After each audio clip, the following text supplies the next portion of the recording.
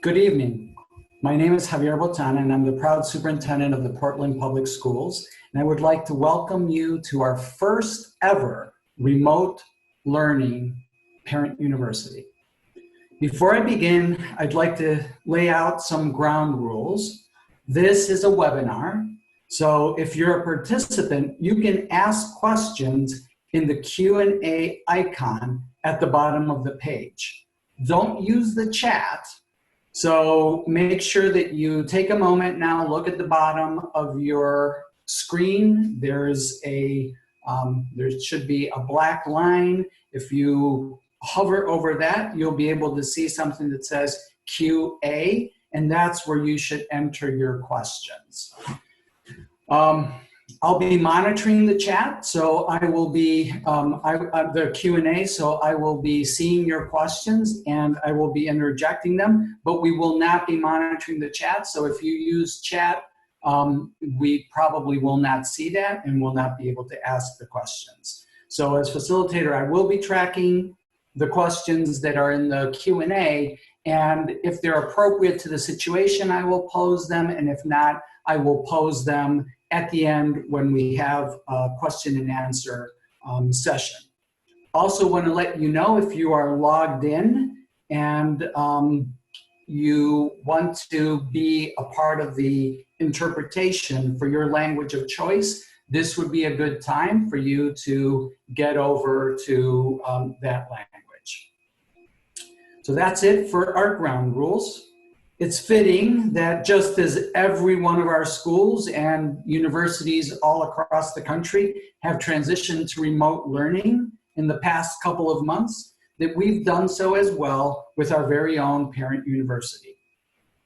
I would like to recognize Grace Valenzuela, our Director of Communications and Community Partnerships, and her team, in particular, Nanette Dyer-Blake, for their resourcefulness and their commitment to keeping our work with Parent University going in spite of the challenges.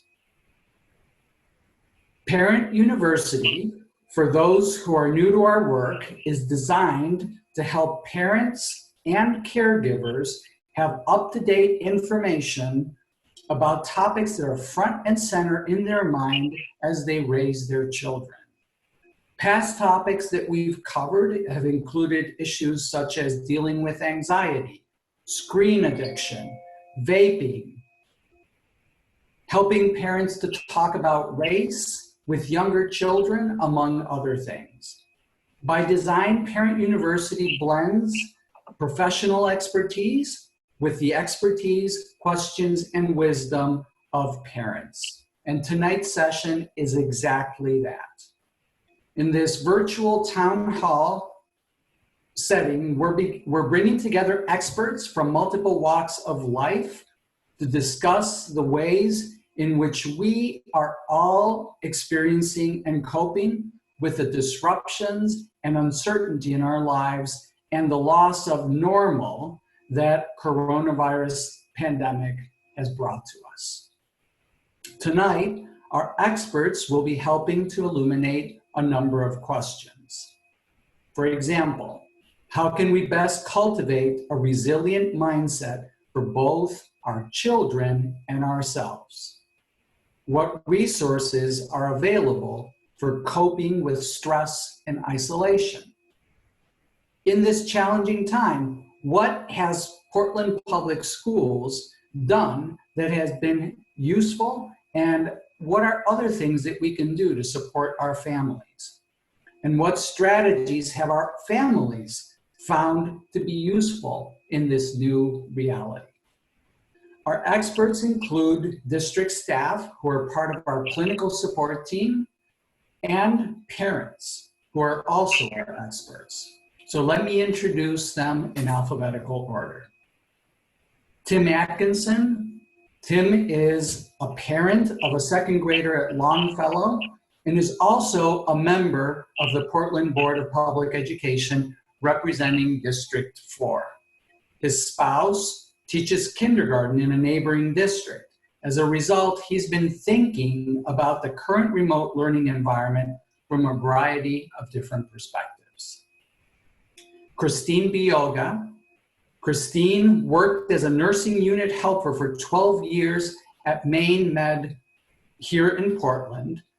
For the love of children and teaching, Christine is now a toddler teacher at Arwo Learning Center. She's the proud mother of a junior at Casco Bay High School, an 8th grader at Lyman Moore Middle School, and a preschooler at Arwo. When not teaching, Christine enjoys gardening and cooking. Nicole Bradeen. Nicole is a parent of 2 PPS students, one at Rowe and one at Longfellow. She's the co-chair of the PTO at Longfellow Elementary and has served as a certified teacher and administrator for over 20 years in a variety of school settings. Nicole is passionate about collaborating and finding innovative ways to reach all students through curriculum development, social emotional learning, and the principles of equity. Nanaimo Celestino arrived from Angola in Portland, Maine with his family in March 2017. He is here with his wife, Lou, and their 4 children, 18, 15, 12, and 8 years of age. He is currently employed as a production specialist by Texas Instruments in South Portland and is also a proud student at Portland Adult Education. Jenna Goldstein Walsh. Jenna is the social emotional learning coach at Riverton Elementary School. She's a licensed clinical social worker with a master's degree in social work and a bachelor's degree in psychology. She has been working in the mental health field for 12 years and has experience working with children of all ages and their families through intensive in-home support, residential treatment, day treatment schools, and pre-K through 12 public schools. Jessica Hathaway. Jessica is a parent of 2 Rowe Elementary School students, one in kindergarten and one in the 4th grade. In 2016, Jessica served on the Portland Public Schools Parent Engagement Policy Writing Committee. And she didn't know then that she was going to be with us for life, as she has continued to be a member of the Family Partnership Advisory Committee since its formation. Erika King. Erika is the mom of Josiah and Jonah. Both, Josiah is 14, Jonah is 11, both are at King Middle School. And she's also a member of the Family Partnership Advisory Committee and a senior policy associate at the Muskie School of Public Service. Her work is grounding in expanding opportunities for youth to thrive. Melissa Mcstay. Melissa is a social worker at Deering High School, a position she has held for 18 years. Currently, she also serves as the co-coordinator of the Portland Public Schools Social Work Department. Prior to her work at Deering High School, Melissa held positions at agencies within the areas of mental health counseling, homelessness, foster care, and community wellness. Melissa loves the opportunity she has while working within a school to enhance the well-being and educational success of students and their families. Melissa is also a parent of students who attend Portland Public Schools. Dr. Chris Riker. Chris is the Director of Clinical and Behavioral Supports at Portland Public Schools since 2018. Chris is dedicated to assisting schools in the development of effective prevention and intervention programming aimed at promoting and supporting the healthy development of all children. His research interests include the involvement and empowerment of children in the development and continuous improvement of a variety of services in their school communities. Lucia Rico. Lucia has 3 children attending Portland Public Schools in 8th, 10th, and 12th grade. Lucia, who is bilingual and fluent in both Spanish and English, has served as a member of the Family Partnership Advisory Committee since 2017. She is also a member of Portland Empowered, an initiative that ensures students' and parents' voices are reflected in policy and practice within the Portland Public Schools. She has worked as a teacher substitute, an interpreter, an accountant assistant, and currently she works as a loan officer at Residential Mortgage Services. Chris Salamone has been a social worker for close to 40 years, serving 20 years in the Portland Public Schools. For the past year, Chris has been the lead social worker in the Breathe Behavioral Health Continuum at Portland Public Schools, and he has many years of experience providing treatment for children and families who've experienced adversity. Chris teaches a course for us here in the district on school-based trauma-informed practices. So I want to welcome all of our panelists and thank them for taking the time to help us deal with these important topics today. I also want to acknowledge that tonight's Parent University event is being simultaneously translated into 7 languages. I'm incredibly proud of our district's continuing efforts to make learning accessible to our entire community, whether in our classrooms or in our parent engagement efforts. We have a gifted set of interpreters who are with us tonight, and I would like to introduce them. Rihab Al-Tuma and Ahmed Jassim are our Arabic interpreters. Juliana Bean and Berthley Despacho are our Portuguese interpreters. Tui Sullivan is our Vietnamese interpreter. Betsy Paz Jimesi is our Spanish interpreter. Nana Kajinga, Monique Mutumwinka, and Josephine Bizimana are our French interpreters. Edward Laboki is our Acholi interpreter, and Shamsur Farah and Mahdi Abdul are our Somali interpreters. I would like to remind our panelists and myself, since I just received the text, that interpreting is greatly aided by slower than normal speech.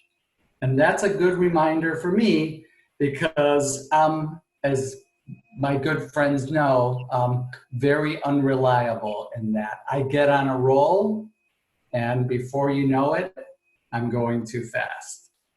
So very quickly, just a reminder about our ground rules. If you are logged in as a participant, you can ask questions in the Q&A icon. And that's at the bottom of the page, not the chat, because we're not monitoring the chat. So please make sure that you look at the toolbar at the bottom of your screen and find that Q&A icon if you want to ask a question. I'll be tracking those questions, and as appropriate, we'll pose them to the panelists as we go along.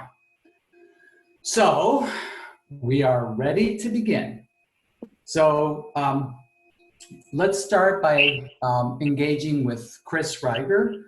Chris, the spread of COVID-19 has challenged our individual and collective resolve. We're caring for our families and neighbors, educating our children, and doing our best to manage in what I've been referring to as a fog. Fear and anxiety can be overwhelming and cause strong emotions in both us as adults and the children and adolescents we care for. So Chris, why don't you tell us a little bit about what that means to our families?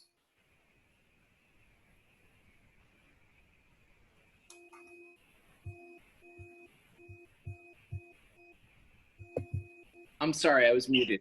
7 weeks later, I'm still figuring this out. Yeah, I think common responses in times like this include, and I'm experiencing some of this, of my own, is increased concern about my own health and the health of our loved ones, difficulty sleeping and focusing, changes in eating patterns, worsening of pre-existing health problems, increased use of substance use like alcohol, tobacco, other drugs, and somatic symptoms. Consequently, now, perhaps more than ever, we want to attend to our and our children's social emotional learning. And so the topic for tonight, and I apologize, I'm not sure if you can hear it, but there's some lawn mowing happening outside my apartment. What is social emotional learning? It's the process through which children and adults understand and manage emotions, set and achieve positive goals, and feel and show empathy for others, establish and maintain positive relationships, and make responsible decisions. And now more than ever, it's difficult to do. And so we're going to dive in with some questions for our panelists. And first, for our parents on the panel, I want to ask this question.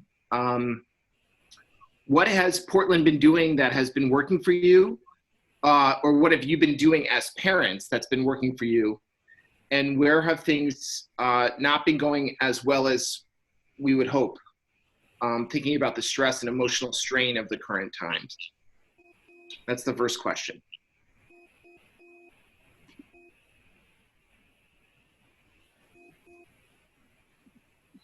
So our parent panelists, jump in.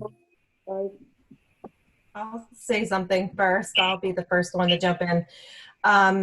So I have 2 elementary kids at Rose School, and I will say that the thing that's been working best for us is how flexible our teachers have been and how responsive they've been to our personal needs at home.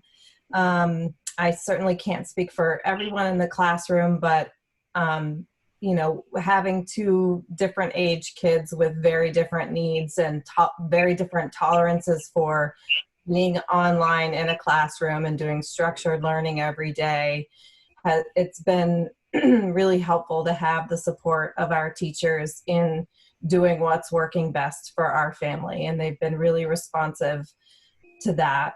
And also watching them work on the fly to create online learning programs has been fascinating, I'll say, and inspiring. They've changed it up a little bit every week based on, I think, what the students are showing that they need and they can handle. And while that's been in some ways a little disruptive in terms of keeping up with those changes every week, with each week we've seen, in my opinion, significant improvement in the way these online classrooms are being managed. And that's been really helpful. And while I'm terrified that this is going to continue in the fall, it's given me some hope to see that if something like this does continue, it will at least be somewhat manageable.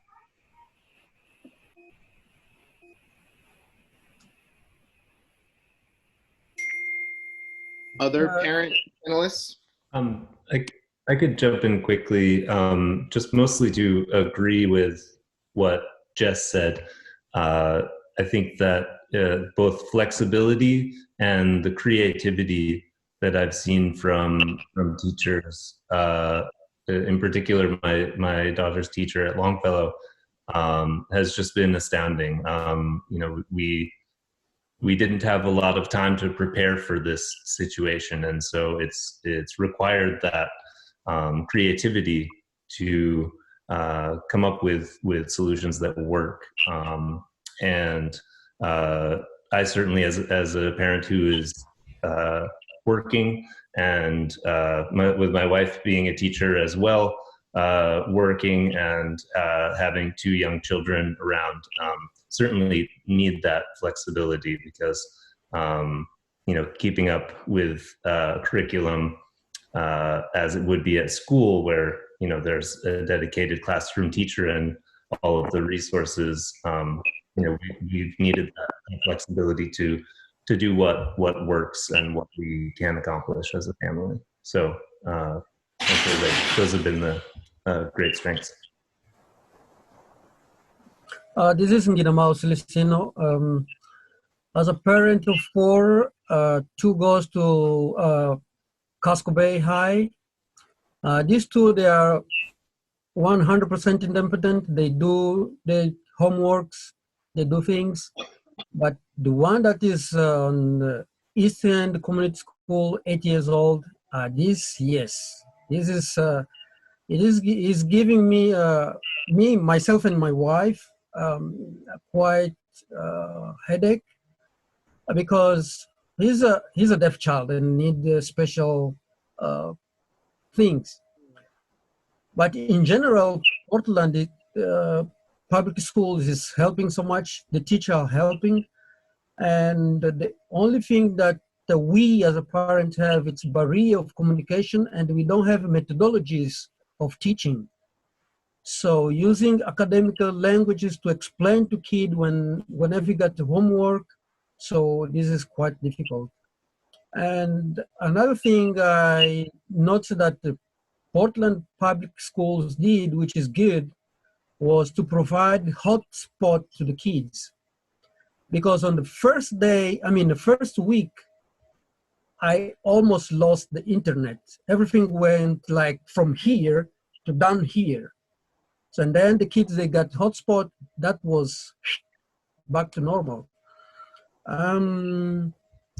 So a lot to say about this pandemic. So another thing I can add, which I'm gonna make it quickly, is the ergonomic. Our house is not prepared to be school. So they start in the bed sometimes, and then they get tired, they move in the dining room, they get tired, they go. They switch all over the house, and so a lot to talk. So for time being, that's all I have to share. Thank you. I will say, as a mother of teenagers who are in 10th grade, as English as a second language learners, it's not an easy thing to teach your kids at that age. So what you do is just like try to make them comfortable in their room, which, as Munam says, it's hard to know if they're doing their classes, but I'm just very thankful for the Portland public schools, because you can be in contact with the teachers and they give you their cell phone numbers, where if the kid is not in a class or didn't do their work, they send you a text immediately, and then you go to the kids, why you didn't go to class? They goes like, how do you know that? I'm like, we are here all in a house, so I know that. So I'm just very thankful for the Portland public school. It's very something that nobody was prepared for. As a parent, as a teachers, as everybody, nobody was prepared for the way it went, just like so fast. But the first week, it was just like very stressful. But we get to manage that, and then we kind of used to it, even though we hope that things goes back to normal very soon. But we just take day by day. Thank you. Can I ask? Yeah, I feel like an astronaut in my 2-room apartment here in downtown Portland. And this is hard, and I'm just a little bit more curious about the idea that a couple parents have expressed around flexibility. When you say that you appreciate flexibility, can people say more about what that means? I'll jump in. I think for me, changing the login time, like taking attendance by noon, was a great call. I have noticed that in our household, and I appreciate you bringing up the social emotional learning part of this, because I think we all got like, oh, how are we going to do the academics? And so the social emotional part for me was realizing that keeping that school schedule was not working for them, and it wasn't working for me as a working mom, and then my husband's an essential employee. So I was doing much better if I could get up at 6 and crank out a few Zooms and then wake them up and do breakfast and sort of ease them into the day. So I think that flexibility to log in by noon has given families the space to find the social emotional rhythm that works, recognizing we are all impacted differently by this moment. And some families have 2 working parents. Some parents have no access to childcare. So I appreciate that I'm part of this community in Portland Public Schools that recognizes that and is prioritizing first and foremost, getting lunches to our families among us that need food and prioritizing that, and then like we'll figure out the academic things. But I think that balance has been key. And can a parent or two speak to the communication piece of what's too much or not enough, or what's the best way to help us understand how to communicate information that can get actually digested? I think, can I say something? Nicole, did you want to? Oh, somebody speak. I'll let someone else speak. Who's starting? Nicole, go. You want to go, Nicole? No, go ahead, Luke. Go ahead. I have a 8th grader, 10th, and 12th grader right now, and my big concern right now, I'm so glad it's almost the end of the year, to be honest. I know everybody's doing their best, but I feel like, especially my 8th grader is not really motivated because this is his last year of middle school, and he's already set, and his mind is already set up for high school. And the way that they're doing the lessons is not very excited or motivated because there's not really a class. It's mostly a lot of assignments. So, I mean, even though the teachers are there and there's hours where they can call in and do this, but it's not really helping a lot. So I'm hoping that this ends soon because I don't feel like it's working for him especially. So my other two are high schoolers and they're okay. I mean, they're more independent, but it's the other thing that I think is really hard for my 8th grader is that he's also a little emotionally just scared of the whole situation and not concentrating that much. Like for him, the last thing in his mind is school. Like he keeps coming close to me, hugging me. Sometimes he tears up, and you know, I mean, it's really hard to see the kids going through this, and that's my hardest thing for me. Like school is important, of course, but it's the last thing in my mind, and I'm just worried about their mental health.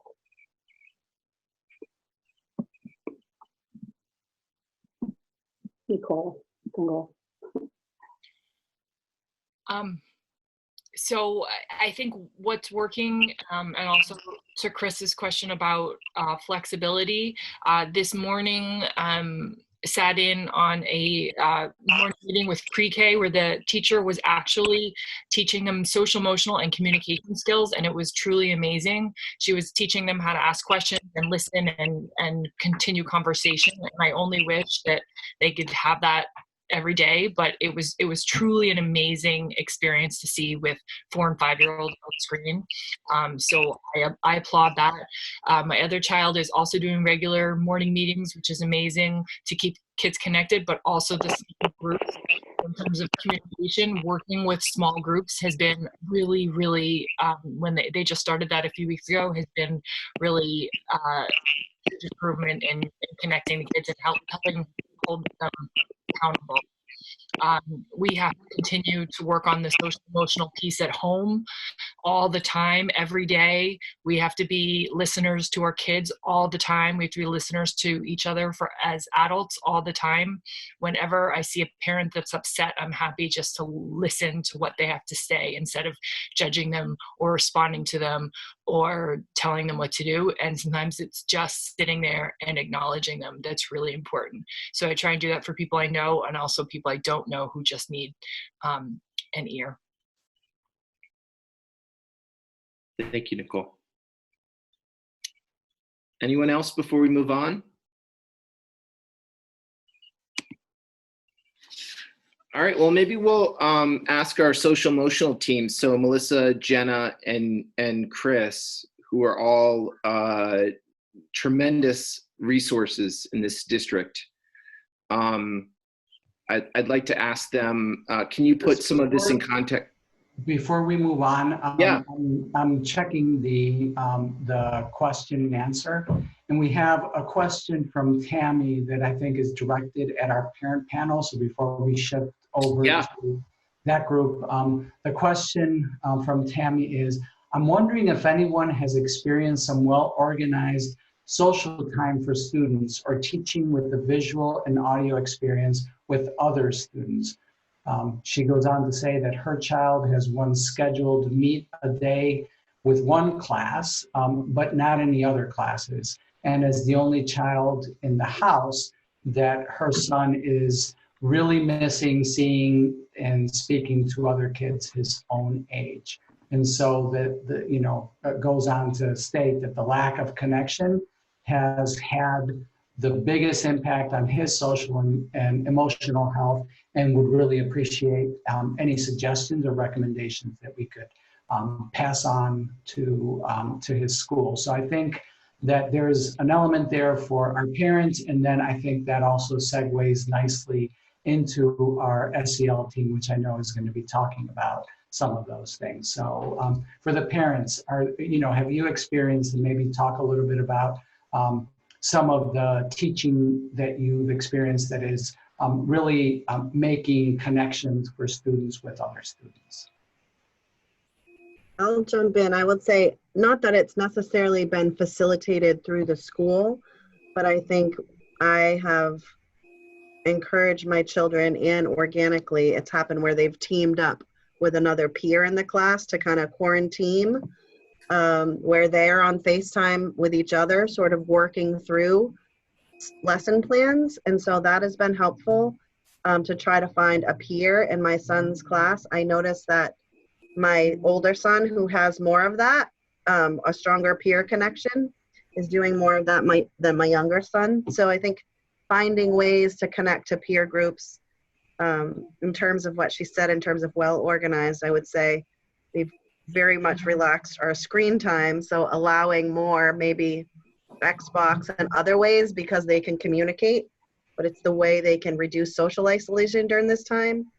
And I think, we've had some family orchestrated, I don't know, what is that thing called? Jackbox? Those games that you can play. We've had some family game nights virtually with other families trying to use Zoom, just to get that interaction going among the kids. What about from the school perspective? Anyone? So I can speak at Riverton Elementary School, something that we set up to try to build connection with the students that weren't getting to see each other, is that we have daily virtual lunch bunches through Zoom.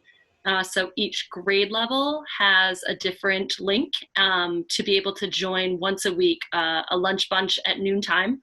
So kids are logging on. Sometimes we have up to 18 to 20 kids, and we invite other adults from the school to join as well. And we check in with everyone.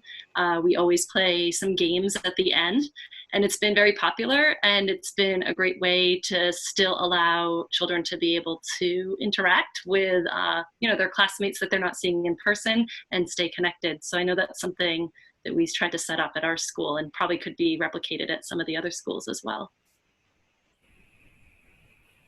Yeah, I'll add in, as a parent, I have a senior who is a student at Casco Bay, and they've been able to seamlessly keep their crew structure up and going. And it's not the same as crew was before. Not everybody attends regularly, and I know that that's a source of frustration to some of the staff and maybe to some of the students. But that, having that connection on a daily basis with the group of kids that he's been, that he's been in that crew with since his freshman year is an important part of that.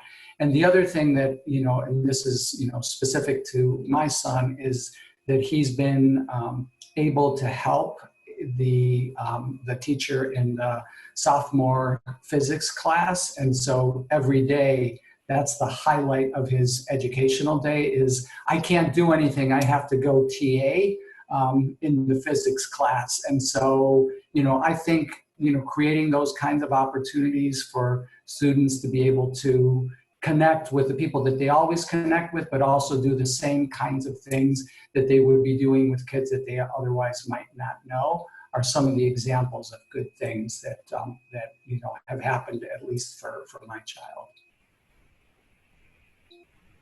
So I will, okay, go ahead. Go ahead. Yeah, I would say like there's a very lack of the kind of visual communication at Lyman Moore. My 8th grader has, they are like, they're supposed to be going grader this year, but since they started, I mean, they've been doing very good, sending their work on Google Classroom, but they don't have that visual kind of like every day. So it is very hard for my son, like since they started, they did just one video like last Friday, and I asked him how was it. It was like, it was weird. I see people for a very long time. So I think that would be a good thing to the rest of the year, at least for those, mostly for those who's going to be graduate, and for all those kids, as I see that is a good thing, for them to be connected to their friends, at least visually.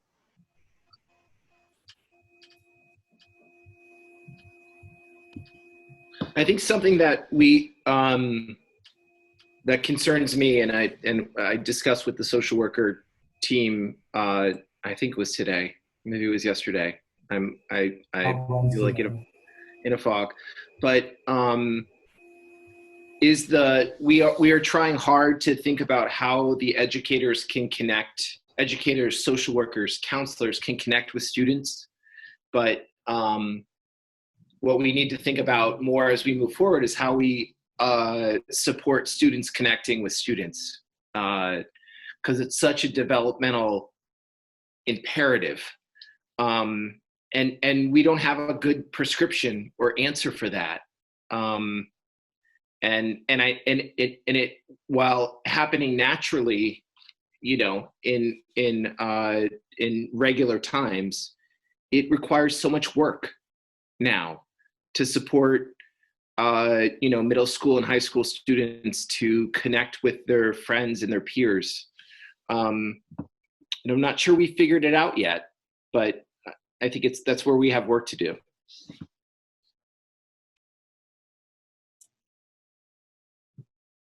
I would love to see some facilitated discussions with could be classroom groups, and it doesn't have to be facilitated by the teacher. It could be really anyone at the school who would be interested in just helping them walk through what they're experiencing right now and give them some words to use and have them see that other kids in their class or their age group are having some of the same feelings and experiencing the same isolation. Or, in the case of one of my kids, tired of Zoom lessons, he's got online music lessons and these sort of specialized groups from school, whether it's their specials or, a math group breakout or something like that. He feels overwhelmed when he's got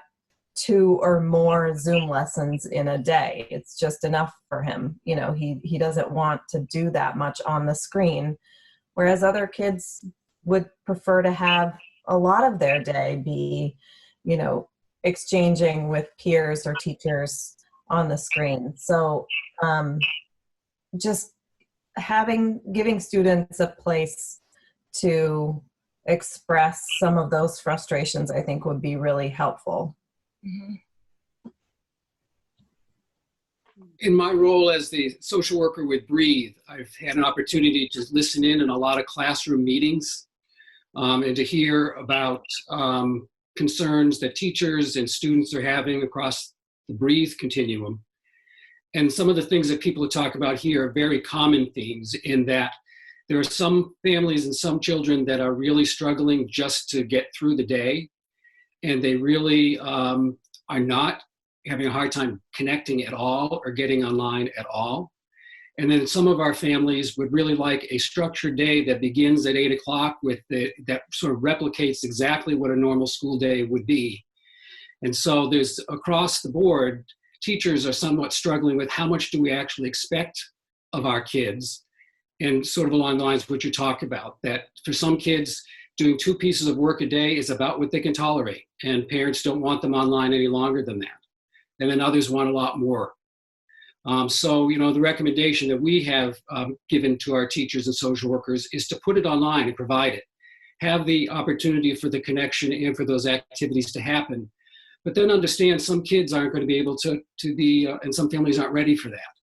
And if they're not, then we call and we try to problem solve and figure out where they are and try to support them in that. But that is a struggle that I've heard from K to 12 throughout the Breathe continuum is how much do we expect? And how much can we ask our parents to expect?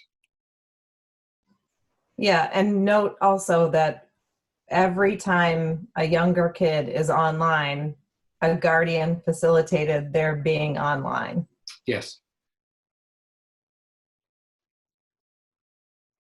Chris, do you want to transition over to the SEL team? Yeah. So for our social emotional team, Jenna, Melissa, Chris, can you put some of this in context for us and share ways that to cultivate the social emotional health and resiliency for students at home? And I know that I think, Jenna, you prepared a presentation that you may share with us so that we can actually share a couple of resources. And I know people are overwhelmed with information, but I like your presentation. So maybe, and I'm not sure if you can share that with us all. And you can. I just remind members of the audience to please, if you have a question, put it in the Q&A box and we will try to insert them at the right place, or if not, we will save them and ask them at the end of the session, or towards the end of the session. Sorry, Jenna. Hopefully, can you all see? Hopefully you can see that. Great. So I'm going to start here, and we are going to attempt to try to put some context to this. It's amazing. I look at the bottom of the screen and I see that there's more than 90 people here gathered remotely. And in so many ways, that is amazing that we have the technology to be able to do this. People are sitting in their homes and be able to talk and be able to share these ideas with each other. It's incredible. On the other hand, I so wish that we're all in the same room. I'm missing real human contact in a profound way, and I think that most of us are. And that's part of what we're going to be talking a little bit about tonight. So as Chris said and Javier said, Melissa, Jen, and I are here to talk about and facilitate a discussion with you about cultivating resilience and social emotional well-being during this confusing and very difficult time. So we prepared some slides here. We reviewed a lot of literature, and we're going to present a series of slides that we think will help us label some of what we're experiencing and offer some guidelines and suggestions on how to best manage. However, these slides we hope are just conversation starters, because the truth is that there's not an expert on this. This is all new territory. We all are learning together as we go. So we're going to get through this together. But I want people to sort of think a little bit, because all of us here that are gathered here have had some difficult times in the past, some more than others. And if we were to look back at those events, we can identify some things that helped us get through it. Some of us, for example, relied on our friends. Others relied on our faith. Some of us relied on some inner reserve that we didn't know we had. And the list goes on and on. And my guess is you're using some of these same strategies to get through this now. So as we share these slides, we hope that you're going to share some of your experience with us and some of the things that have worked for you. So we're going to get through this, and we're going to get through it stronger than ever, and I truly believe that. But I'd like to start our presentation by trying to identify and label some of the common emotions that we all are experiencing. And as social workers, we've had opportunities to talk to a lot of people about how they're adjusting. And one consistent theme that keeps coming up is nobody can really put a finger on exactly what they're feeling. It's like there isn't even a word that's been created yet. And I've heard people say they feel sad, they feel bored, they feel angry, numb, worried, afraid, and empty. And I heard Chris Riker said he feels like he's in a fog a lot of the time.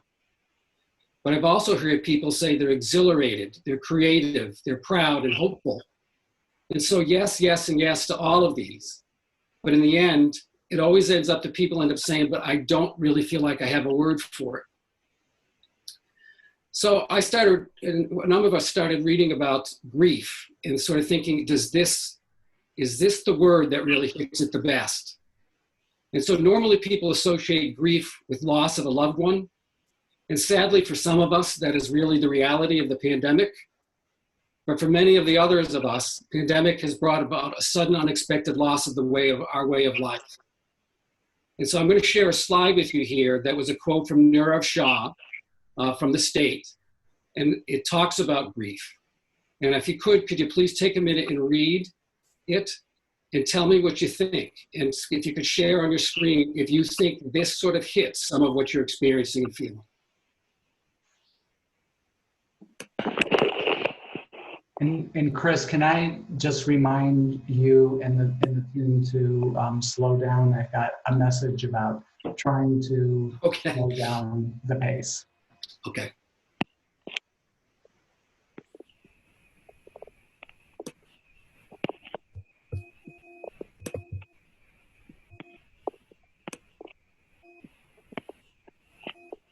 Now, I'm not able to see the screen to see whether people are commenting, questions and answers, or chatting on this. So if there are some questions and comments that people want to embellish on, please do.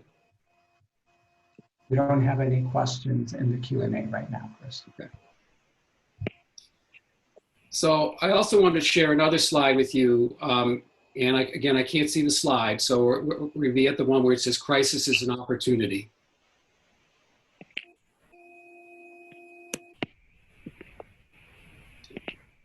So I've always loved this phrase because it's so hopeful, and I believe it's true. If we approach this challenge with a mindset, we can end up stronger and more resilient. And part of what we're trying to do with our children is to help them learn some skills and an awareness as they go through this that they can use in other challenges throughout their life. And as I asked people before, if you look back, if you were to take a moment and sort of think about some of the most difficult things you've been through in your life and the way you got through it, those same things that you can apply to situations like this and other difficult situations that you're going to have later. And so part of the slides that we're going to be showing you in a few minutes are going to give you some suggestions about that, about things that you can do and things you can do with your kids that hopefully will help them become stronger and have a bit more resilience going forward. So I can't see the slide, so I'm a little lost as to where we are. So we're on losses we may be feeling in this crisis. So I want to review losses that we might be feeling. And we're going to talk a little bit about how to manage some of that going forward. So Bessel van der Kolk is kind of a world-renowned expert on managing strong feelings after we've had a pretty significant event in our life. And some of the things he talked about are we might be feeling a lack of predictability. Our immobility can be a problem. We're used to being able to get in the car and go place to place and go from state to state and city to city. And a lot of that's been restricted for us. Certainly the loss of connection is huge. Share a personal story. My mom is in a elderly apartment complex, and they've had several positives in that complex, which means they were quarantined for about 6 to 8 weeks. So she's been in a room by herself, has not been able to leave for 8 weeks. And so we've been able to communicate with her through FaceTime. But the other day, they loosened up the quarantining, because I always go over and I drop off ice cream for her every Sunday. And it just so happened that she was allowed during that time to walk, and we saw each other. It was the first time I've seen her in months. And the impact and the feeling it had on me is just overwhelming. And so I keep talking about the connection and they not being able to see our kids, our students, see each other. It's that's part of the grief and part of what we're going to be talking about tonight. So some of the other things, and I think when Chris Riker says feeling like he's in a fog, some of it is just numbing and spacing out. It's just very difficult to put all of these emotions and all that's happened to us into words and to be able to manage and get perspective. And some of it is it just, we don't know, I don't know what day it is sometimes. It's very confusing. We feel sort of upside down. So loss of sense of time and sequence, the loss of safety. And this is, this pandemic is a little different than some loss of safety that we might have experienced. If there's a Mack truck driving down the street, we know we're unsafe. This is kind of a, it's less clear. We know there's a danger out there somewhere, and we know it could potentially hurt us. But it's just, you can't see it. You don't know, and so you're always sort of unaware or sort of thinking about what might happen next. And the last is a loss of a sense of purpose. Usually most of us have ways that we organize our day, and we think about if I get up in the morning and I do my exercise and I do these things throughout the day and follow a structure, then I'm going to feel good at the end of the day. And I know that each day I'm going to try to strive to be a little bit better. The context has been lost. We don't know how to manage our days in order to feel good and feel like we've had a full sense of accomplishment. So we're going to talk a little bit more about that and how to manage some of these feelings. So if we could move to the slide on helplessness, and then we'll get into some more, into some of the specifics. So it's easy to feel helpless and that we have no control of our situation right now. However, there are many steps we each can take to regain some control of our lives. We wanted to put that in there because some of the stages of grief start with just feeling a sense of shock and denial and not being able to move. There's a feeling that we get in the beginning where it just feels like I can't even get out of the chair. And then we move to hopefully to a place of acceptance where we realize this is our new norm. This is the life the situation we're given and what we need to do in order to feel good. And so this is where we hope to get to and some of the things we're going to suggest. So I'm going to pass it along to Jenna and Melissa now to take us through some of the steps that we can take to get some control over our lives. Thanks, Chris. Yeah, it can feel pretty hopeless sometimes when we feel like all of these things are happening that we don't have control over. And our goal really is to provide you all with some information and resources to help you feel like you do have some sense of control over what's going on. And so the first one, that kind of loss of that feeling of predictability, we wanted to share with you some ways that you can actually create some predictability for yourselves. And that can include creating schedules. For many of us, our normal day-to-day schedule has been very disrupted. And so being able to still stick to a routine and create some consistency and structure can really help to make us feel grounded. Additionally, finding activities or events to look forward to, and even creating a calendar of ways that you're going to connect with others in the world around you, activities to do, can really help us have things to look forward to. And so even though for some, living with unpredictability is familiar, or even a constant, so even some of our immigrants and refugees, from where they might be coming from, this might not be a new feeling for them. And so during our question and answer, we would love to hear from people who have dealt with this idea of unpredictability before, and we would love to hear anything that has helped you get through that when times felt uncertain to you. And so the next one is about creating a sense of mobility.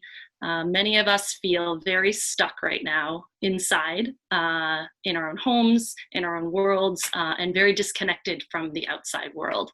But there are some things that we can do to feel that we can actually get outside of ourselves and that small world.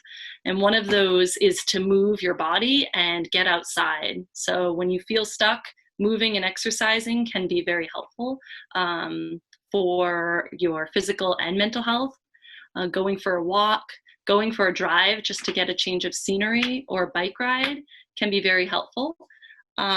It's really important to get outside and get some fresh air and feel the sun on your face. And you're able to do this and still stay safe.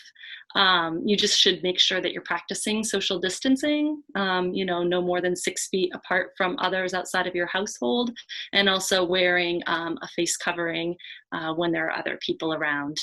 But again, getting outside and getting that fresh air actually is good for our immunity and our ability to fight off disease, and also good for our mental health. And additionally, there's a lot of really good resources and experiences that you can find online, taking virtual tours of places around the world, experiencing live webcams of beaches and the forest and places that we're not necessarily able to access right now, helps us broaden our world and feel more like we're not stuck in this space and in this time. And the next one I wanted to talk about was creating a sense of connection. So when we're feeling disconnected from others, we have our immediate household families, but right now we're missing out on seeing our extended family, our friends, our colleagues, our children's friends, and that can feel very isolating. So some of the steps that we can take to feel less isolated include, within your own family, spending time together, having meals together, playing games together, reading books and telling stories together can be really, really helpful to feel that sense of connection. And additionally, for those that you can't see in person, using calling or text messaging, using video chat such as Zoom or FaceTime to see and hear and look each other in the eye, as well as social media, can all be ways that you can find to feel that connection and not lose that. So even though we're apart physically, it doesn't mean we have to emotionally be apart when we still have these ways to connect with one another. And I also wanted to mention that for many of us, religious connections are very important. And even though you can't go to your place of worship and be together physically, it's still possible to stay connected to these communities, whether it's through websites or, again, phone calls or, virtual ways of worship. So that's really important, as well as prayer, if that's something that is helpful for you. So I wanted to pause the slideshow for a minute and open up to our parent panel to hear a little bit more about what are some ways that you are all staying connected to others, and how are you helping your kids to stay connected to others during this time.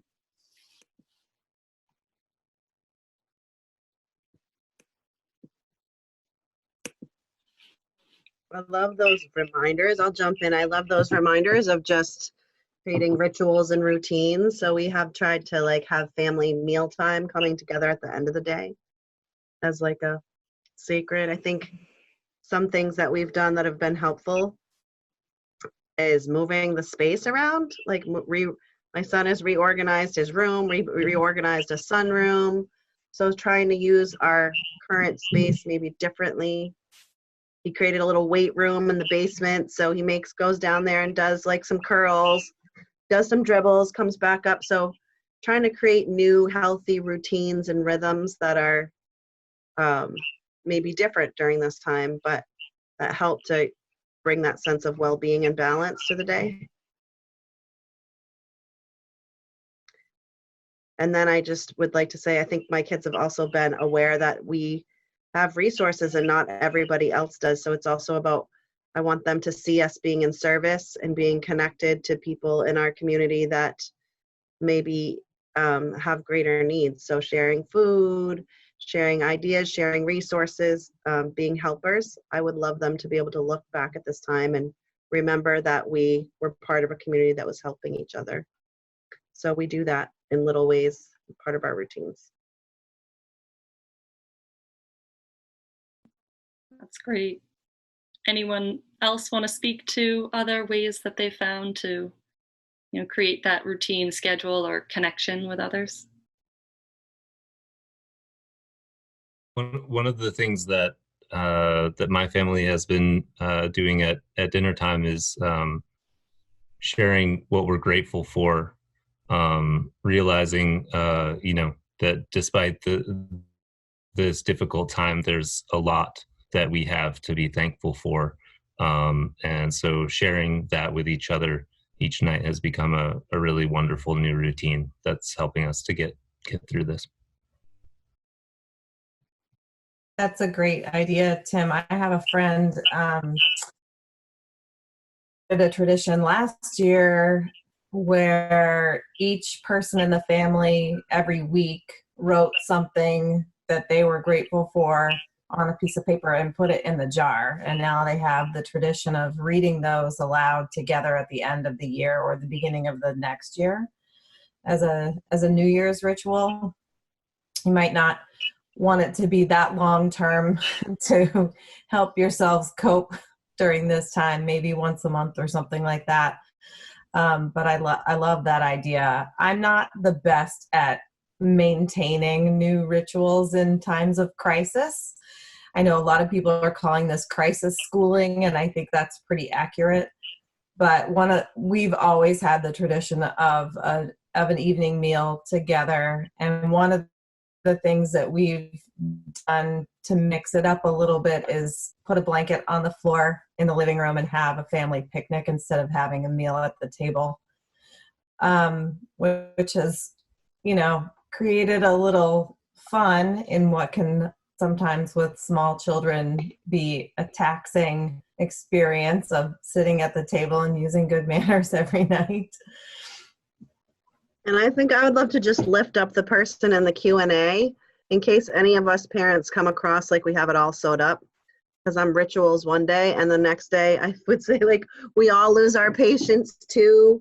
Sometimes we can't do it. Sometimes we start out on Monday and all of a sudden it's Friday and we're like, oh, did you log on to any school?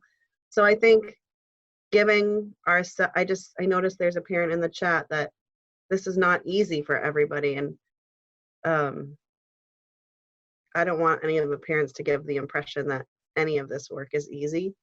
It's just the work that we're all trying to do together and figure out. Erika, I want to just emphasize that point in that I think that we are more caring and forgiving for others than we are for ourselves. And while we will forgive our teachers, we'll forgive our social workers, we'll forgive ourselves or other people for things that they can't manage in this fog. And I just hope that we all extend that courtesy to ourselves. And it's so hard. It is but hard. Some days we're gonna knock it out of the park, and some days we are gonna struggle. Yeah. And I don't have kids. I'm not educating anyone in my 2 rooms here on Pearl Street. And I feel some days I'm just managing, and some days I feel like I'm doing okay, but I'm not educating kids. And I have no idea what that must be like. And I hope that all of the families that are on this call are extending that courtesy to themselves and forgive themselves for being like, you know what, we're just we're making it through. And that's good enough right now. Can I just jump in on that to the attendee who posted that question? I think also the second part of the question is more of a suggestion for the school district, and that does not fall on deaf ears. We are very much looking at how do we open the school year next year, and cognizant of the fact that if we're doing online learning, it should look different from the online learning that we did this year in, with very little planning. So I think we've learned a lot. We will continue to learn a lot, and we hope to do more of some of those good practices that you've heard people talk about, have a way of bottling those and making those the norm as opposed to the exceptions that are happening here and there. So absolutely, to everything that Chris said, give yourselves credit, be kind and generous with yourselves because you've been asked to do something that you had no preparation for, and we will continue to work to get better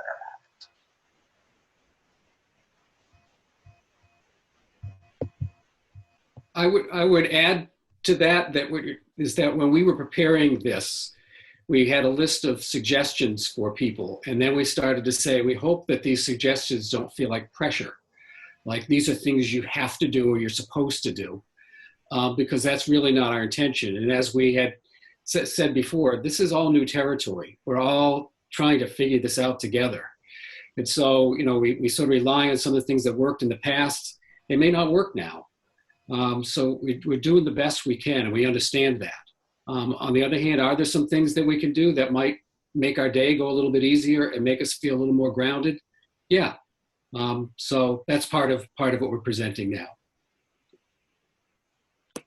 So we have another question in the question and answer box, but I'm wondering, I know that you guys stopped your presentation. Were you planning to work through all of that? And does it deal with the question in the box currently, which is really helping those families? And this is from Amy McPeters, and she talks about working with families that are asylum seeking and come from war-torn countries, and the fact that many of those families are afraid to go outside for a number of reasons. And any thoughts on and suggestions about how to help educating them about the benefits of this? I know that in the presentation we're talking about the benefits, but helping to communicate that to people who may have had very different experiences in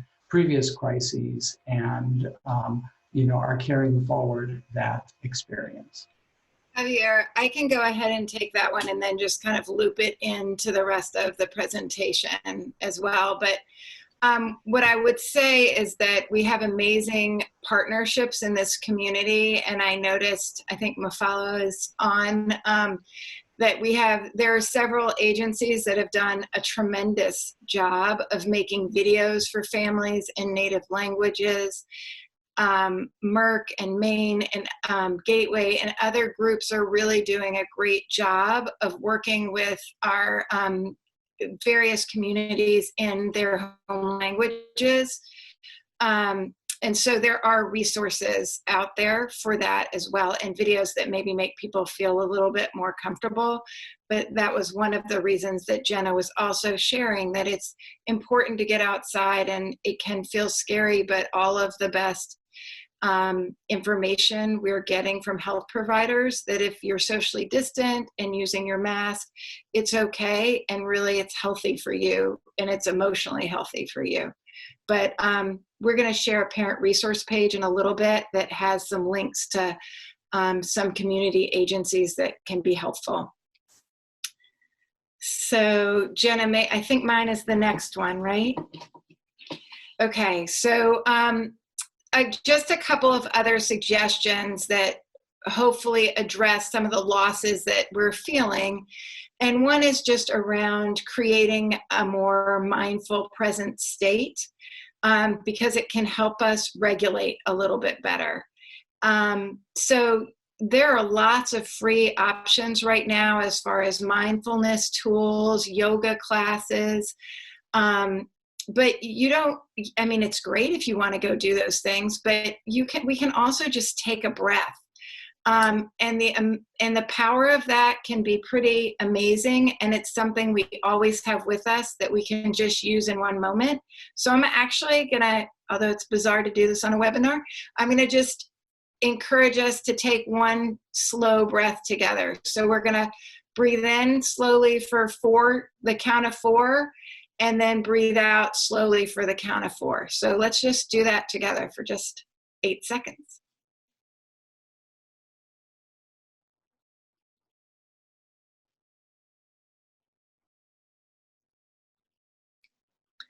So there is a lot of brain science why taking deep, slow breaths helps us regulate. But one thing, particularly when you're counting when you're doing it, it gives your brain a break from the worries that you're having sometimes. It gives you an opportunity to relax a little bit, to notice in your body that things, that you can be present on just one thing and not worry about all the things coming at you. So these are just simple things you can do. One really fun way to do it with little kids is to have them lay on the floor and put a stuffed animal on their belly and breathe in so the stuffed animal rises and breathe out. So all of these are things that our body knows how to do to regulate and slow down our like kind of crazy brain sometimes that gets going way too fast. And another piece is just around naming the emotions that we have. Dan Siegel is a psychiatrist who talks about you need to name it to tame it. You're not going to necessarily fix it, but when you put words to it, it helps our brain connect with our emotions in a different way.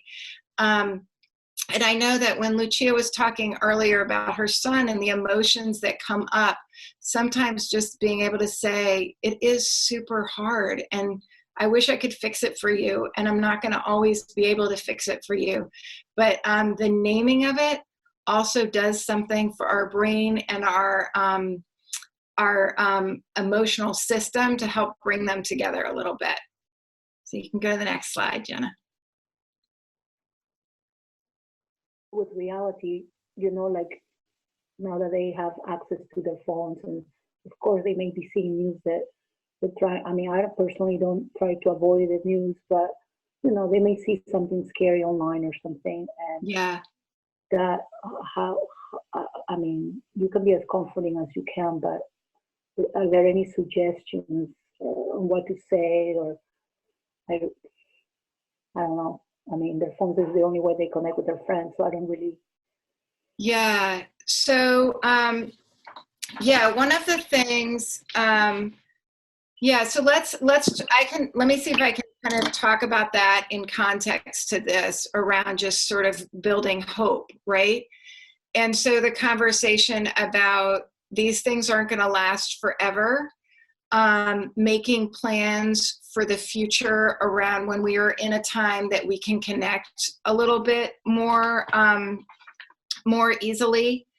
And I think there is a piece to educating our kids too around having a healthy and balanced diet around, I mean, this is true for us. Like it used to be at the beginning of this that the news was on a lot in my house. Really, just like you would manage a diet of food, managing the diet of what you're taking in and what's coming into your house in that way as much as you can. And Lucia, I understand that our kids are sometimes, we're not on their phones all the time with them, particularly when we have older kids. But talking to them about educating them, like, it seems like this stuff is hard for you. Let's figure out a way that you can feel connected, but you can also give yourself a break from the stress of some of this. And just keeping the lines of communication open. I like people are saying there's no easy way to do it, and that the parents, we don't have to be all there is. I have high schoolers at my house as well, and there are times when I've reached out to the staff at their school to say, can you help us with this? Can you help us with the structure of this? Can you help nudge? Because I've been nudging and I don't want to be the only one nudging my kid all the time because we're all stuck in a house together. And so I think not taking it all on yourself and looking for other people to support you and be a community around it. Jenna, can you go to the next slide too, just so I. Thank you. Right. And so some of this is also creating both physical and emotional safety, right? So it's what has been coming up over and over around figuring out ways to connect this balanced media. And sometimes there's some significant things going on and they escalate when we're all stuck together and don't have our regular outlets. And so if things are escalating in a way that really doesn't feel safe, there are lots of resources available in a couple slides at the end. We're gonna connect you to a parent resource page that has crisis information and numbers. But also please reach out to your school social workers and your school counselors. We wanna partner with you. And someone had put something in the chat around struggling with keeping their high schooler motivated. And you are definitely not alone. I'm talking to lots of families and lots of students who are feeling that way. So reach out to the school community that your student is at so that we can brainstorm with you and try to figure out a way that maybe we can help move things a little bit. So I wanted to just, again, have us pause for a minute and talk a little bit about what are ways other people are trying to both stay in the moment and how are people looking to find hope. Because there is a lot of hope, and Tim, I think, spoke a lot about like a gratitude practice at his house, which is also, there's lots of science behind the importance of finding the silver linings in things, even though something, for me, I'm doing some Zooms with my family who live far apart that we never thought to do really before this. So there are some silver linings that hopefully we'll remember and hold on to. There are some things we've learned about the vulnerability of our neighbors, like Erika was talking about, and community members that I really, really hope we hold on to when we move back into our buildings. So what are, just for the parents, what are some ways you're facilitating hope and maybe even finding moments to be just present?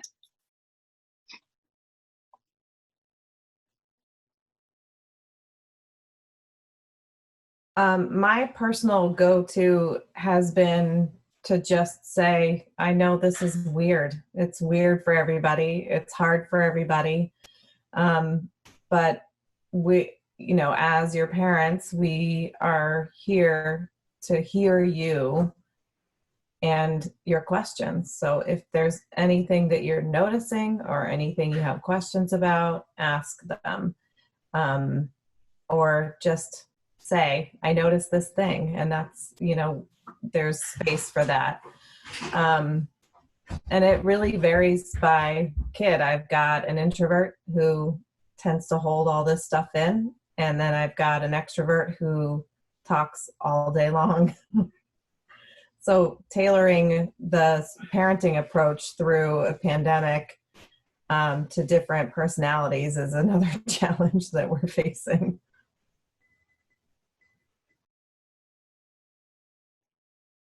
I'd say hugs, like trying to sit with the boys, as much physical affection as teenage boys will tolerate from their mom, which is really not that much, but a little more since COVID. So that's another silver lining. It's just like taking the moments to really sit with them, even if they're brief. That's, Erika, that reminded me that before this started, I started my own personal practice of taking 30 seconds to a minute to just look each of my kids directly in the eye every day, because I realized one day I did that with one of my kids and I realized I don't know that this is happening every day, because we're in the car, we're talking to each other from front seat to back seat, or we're side by side. Even if we're spending time together, it's not always truly connected time if you're not putting down your phone or having them put down their device or closing your computer, or just taking that moment to stop and make that eye contact. And of course, this is for kids who can handle intense eye contact. But I realized that it changed the conversation we were having when I stopped to do that. Those are good examples. Oh, great. I was just going to say anyone else. I use actually, I think it's originated as a Lucy Calkin strategy as see, think, and feel. And I actually now use it with everything, whether it's the TV, reading a book, or just chatting with my kids about what they see outside. So, and again, my kids are little, but you can use it with any age kids. What are you seeing? What does it make you think about? And how are you feeling? And so now you're trying to get from the head into the emotion, and it just creates a way for conversation with the kids. Of course, they're like, oh, you're just trying to get me to talk. But regardless, it's a way of communicating with them. And so I started using it with the reading and the writing, but now I literally use it with the TV too, like anything, just to get them to connect. I think I will say that as after we go back to normal, as they said, I think we'll end up missing this time somehow. Because as I hear other parents, we have now that you have that kids, we have our kids all day long. And the first thing, those kids, even though we can look in their face, they look in our face all the time without knowing. And they want to see if you're doing good. And if you're doing good, if you take it positive, even though you don't believe in it, even though you say like, oh my God, today is just like, because I can say that at the beginning, I was like, this is not normal. I will wake up just like no really motivated and doing nothing. So I'll be just in my PJ. And you will see kids, they drop down too. So, but if you wake up, you show that you are there, you are positive, and this will end. And they look at you and they be like, okay, this is good. So, and mostly also I just took time once or twice or anytime we just pass through, just make a joke or ask a question. How's your classes? Whose friends did you talk to today? Something like that, or just give them a break to do whatever. You just close your eyes and let them do what they want. So, and then just, it's stressful for everybody, but as parents, we have to play that game to show it in our face. Yeah, these are great suggestions. Thank you. We have just a few more slides to kind of anchor conversation. And so I'm going to pass it back to Jenna. All right, thanks, Melissa. Share my screen again. So our last point that we wanted to make about how we can overcome some of the loss that we may be feeling is this sense of regaining a sense of purpose when you feel that you've lost your purpose. And some people mentioned, silver linings in this situation. Yes, it's hard. Yes, it's a crisis. And yet we're spending time with our families and getting to maybe slow our lives down a little bit and appreciate things in ways that we might not have had the opportunity to do before because we've been so busy and we've had so many other things on our plates. So it doesn't mean that we don't still have purpose every day in this time. So doing things such as working on a project that maybe we never really had a chance to get to or didn't think about doing before. Even though we feel maybe helpless and disconnected, there are still opportunities out there to volunteer or help others. Whether it's, helping deliver meals, checking on our neighbors, we can still feel helpful during this time because there are a lot of people that need help right now. We can also learn some new skills that maybe we always said one day we'll learn that, and this might be a great time to actually take the time to learn those skills. Additionally, we can creatively express ourselves in, again, ways that we sometimes don't prioritize. And this could include anything from writing, making music, painting, drawing, cooking or baking. And those are things that maybe you want to do with your family as well. Especially if you're from different cultures, perhaps you take this time to teach your family members to cook traditional recipes, to play cultural songs, to create cultural artwork. And then we can still continue to set achievable goals for ourselves. We don't have to feel stuck like this is the situation it's going to be for the rest of our lives. There is still a future. this won't last forever. And so what are some goals that we can look towards the future for? And what are some goals that we can focus on right now? So again, don't lose that hope. And there's still a lot of purpose every day for each of us if we would like. So I think Chris was going to take this slide on.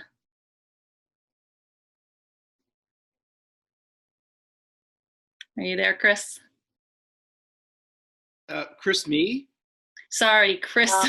No, Chris Salomon. Okay. In some ways, I think in some ways we already talked about this, and that is that, you know, there's no one right way to do this. And, you know, again, the people that are relying on each other, having these discussions, and I was watching the parent panelists talk and learning from each other and sort of realizing, yeah, well, I'm not alone. You know, I'm feeling some of the same feelings. So rely on each other, rely on things that that help you get through it, but there's no right or wrong way to do this. And so as we went through the slide presentation, we're not saying you have to do these things. Take some of it. If it works for you, you know, use it. If not, there's no pressure. We're going to get through this and we're going to be okay.